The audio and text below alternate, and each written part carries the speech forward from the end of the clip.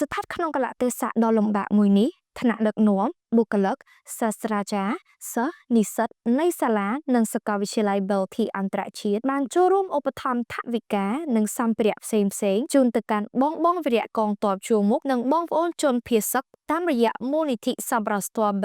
Belty Charity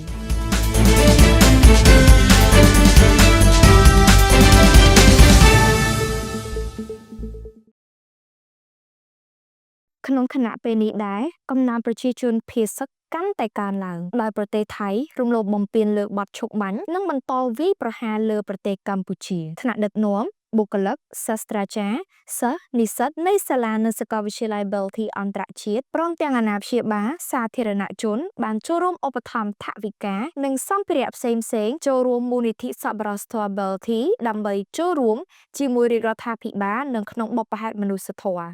ជាពិសេសដើម្បីជាការដឹងគុណនិងលើកទឹកចិត្តដល់វីរៈកងទ័ពជួរមុខដែលកំពុងឈរជើងការពារបូរណភាពទឹកដីពីសត្រូវនៅតាមតំបន់ព្រំដែនកម្ពុជាថៃ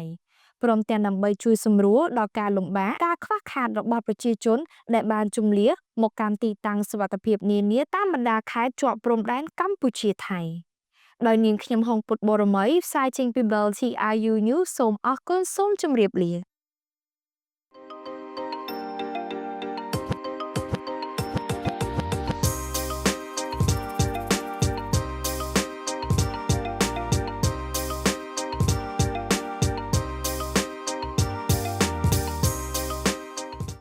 Belty International University, the future of global leaders.